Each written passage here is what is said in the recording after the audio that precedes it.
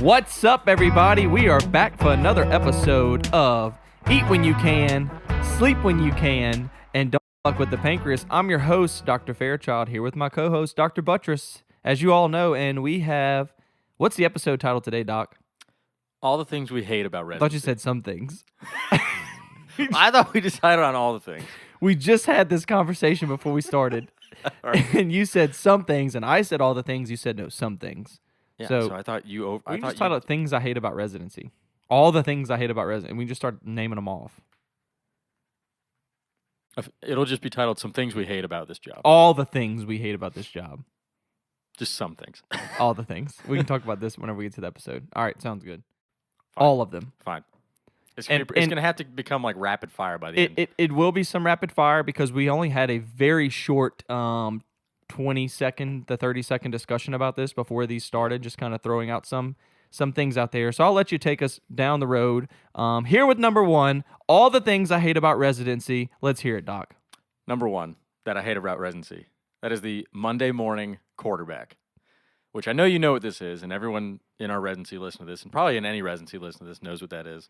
But for those who don't, do you care to explain briefly just what I mean by the Monday morning quarterback? Yeah, so we're not talking about the Sunday night football quarterback. We're not talking about the Monday night football quarterback or the Thursday night football this quarterback. is a special breed of quarterback. This is a very special quarterback.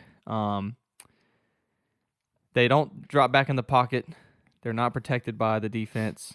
In fact, they are very much a single-person offensive drive.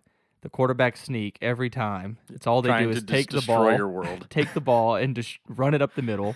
And you are the defense, and you are not prepared every time. So it doesn't have to be on a Monday, but we always say it that way because when you're coming off Sunday night call, you're by yourself. Sometimes you're in the ICU. You're managing things. You're trying to grow some wings and be autonomous and be a little bit independent. But you have a hectic night. You have a lot on your plate. You think you do everything right. So usually the senior comes in the next morning, Monday morning, and gets to just read through some of the progress notes and get like a little glimpse of what was going on and what you did about it for the whole weekend, essentially. And sometimes they just immediately start grilling your ass for things that you missed, things you didn't do, things you did wrong. And yeah, it's just a downer sometimes. Yeah, they audibled, and you were not prepared for the audible. No. Yeah, you got into the hut and the huddle, and they looked at you, and they told you a play, or they think they told you a play, and you did not perform that play over the weekend that they wanted. And then when you get back into the huddle, you hear about it, right? For all the athletes out there, so that is what the Monday morning quarterback is in the surgery world. It does exist in all forms of residency. Yeah. It's not just ours, but we hear about it a lot, and it's the dreaded phone call from the senior or chief Monday at about 7:30. When it rings. You know what it means. And it's their name. You're like, oh, shit. There's no other reason to call you that early. Well, yeah. No. They're definitely not saying, go get some breakfast in the lounge. We want some breakfast. No, they probably aren't saying, hey, great job. Yeah. They Hey, don't you did call great. for that. You did great this weekend. We bought some mimosas for you on your way home to bring home with you this morning and enjoy. It's No. immediately, what did you do for TICU 6? Yeah. I saw they were hypertensive and there was no orders put in. Did you even get out of bed? Yeah. What were you doing Sunday at 3? You shouldn't have been sleeping. And so I think what frustrates me the most is that sometimes they'll look at the notes and they'll see, oh, we only had one new consult in Sunday night.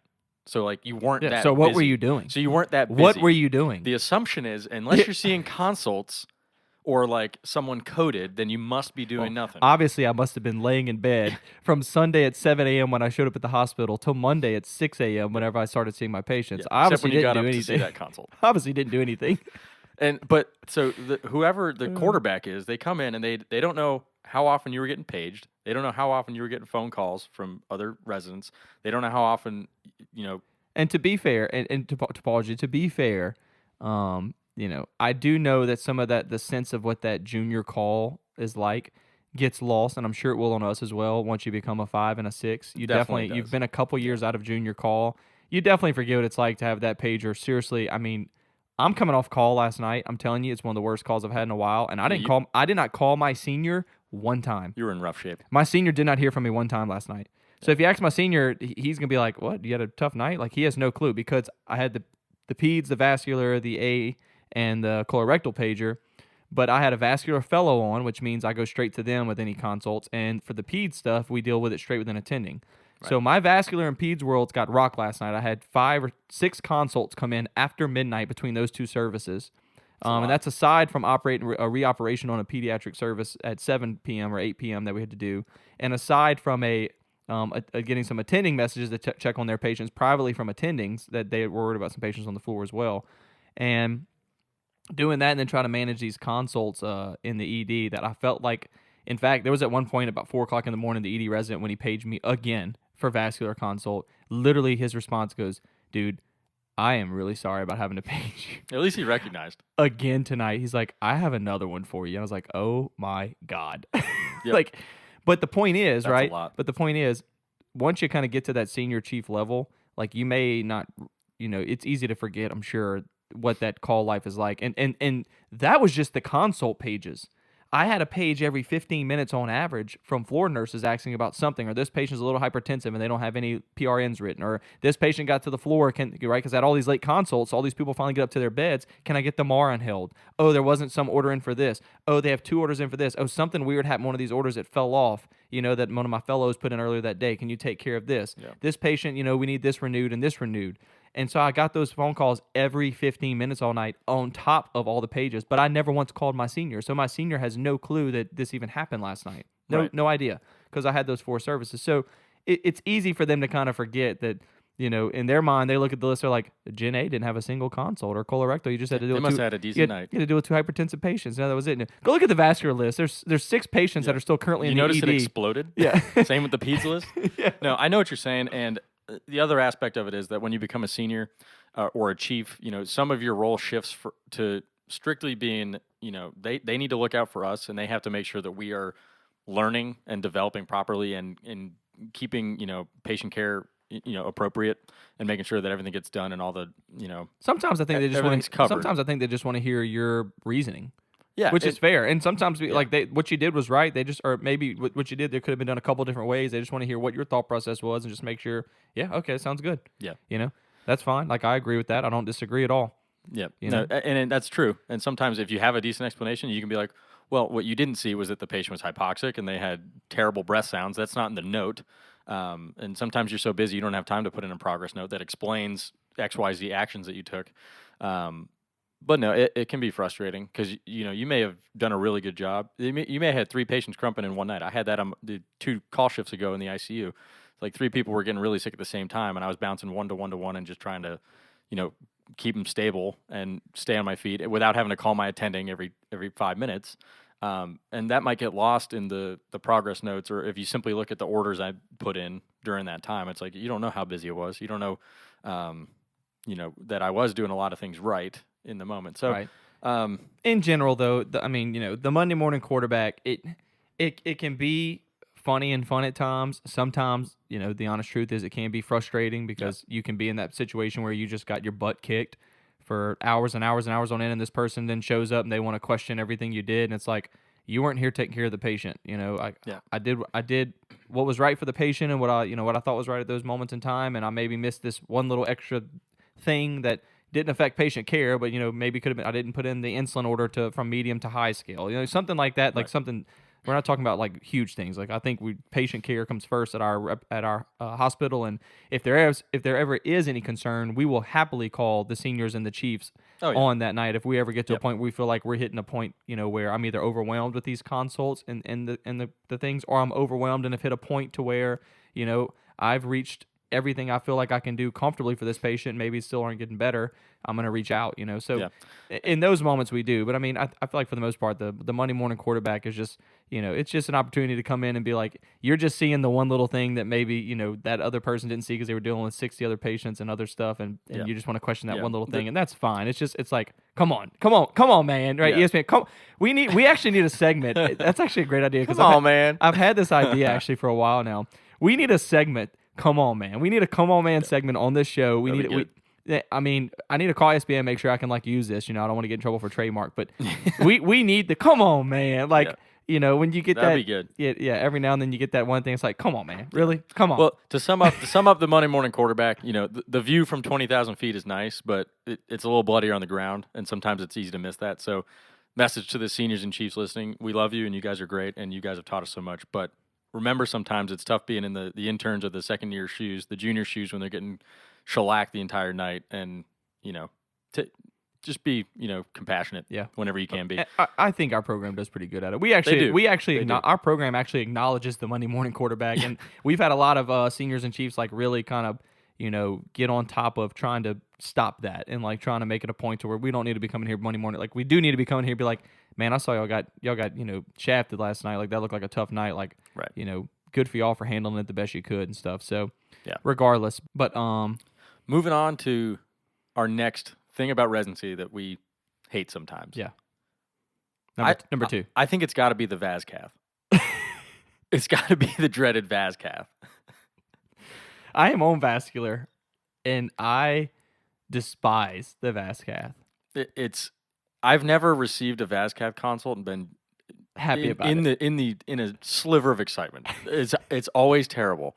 For anyone not surgery who doesn't know what a Vaz calf is, basically it's a central line that is used for dialysis. Yeah. It's a temporary dialysis access. Correct. And so, we put in a lot of central lines, but the Vaz cath is especially shitty because It's a hose. It's It's as big as I swear. Sometimes I think it's as big as the IJ. If we took that person's IJ out and measured it, and then the Vaz cath may actually be bigger in diameter. We stretch the IJ when we put it in. It's insane. So the normal process is you get access to usually the internal jugular vein in the neck with a needle. You put a wire in, and then you get a catheter, slide that over the wire, and that's your access. You now have a central IV. With a Vaz cath, the catheter itself is so big in diameter that you have to dilate up the tract. Right. And it's in a vein with a decent amount of pressure, and so it's just a bloody mess. If you're needing dialysis, typically you're not the healthiest patient ever, and so their veins are usually pretty terrible. So it's just a buzzkill. I have a comparison for all those. We're shooting a video here. We're shooting a video here. So if you look at this, this is just my iPhone charger. This is what a normal central line looks like. Number one, right? It's got a lot of flop. You see the flop? Okay, for all the pizza people out there, okay? A lot of flop here. Good flop. This is a good flop. And a central line has a lot of good flop. It's floppy. It's got a lot of maneuverability. It's relatively small, okay? The Vaz cath, when they give you the cath, it looks like this. It is stiff. There's no flop. No flop. It is a rigid hose, okay? Yeah. So, and you put it in the same way you put in a central line, which means blind on the floor. And by blind, I mean you're not watching this. You have ultrasound, right? But you're not watching this go in under fluoroscopic guidance, right? No. So like I kind of laugh because when we do, for any of the surgery people out there, when we do like perm caths or ports, okay, 90% of the attendings like to watch when you put the dilator under. They like to watch it go in under fluoroscopic guidance. Make sure you're not going to like puncture something crazy. Yeah. Even though we got wire access, we did the Seldinger technique the exact same way you do it on the floor with an ultrasound.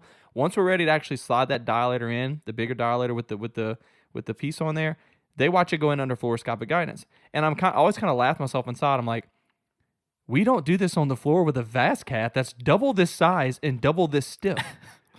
It is interesting. It's a scary procedure. Yeah, I mean, and I haven't run into any major issues with a Vaz cath. It's more that they're sphincter tightening procedures.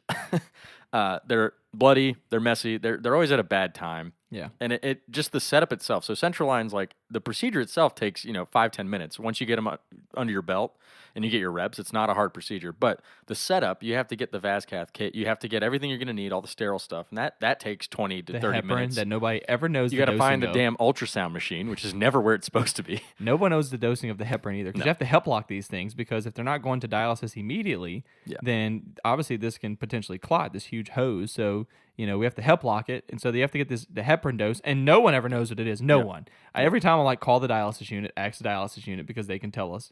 I've said forever they need to make us pre-made packages, like a big gallon Ziploc, double gallon Ziploc that just has it's like Vaz cath kit, and you grab it, and it's got everything you need for it, and you can walk into the patient's room because a that would great make idea. life so much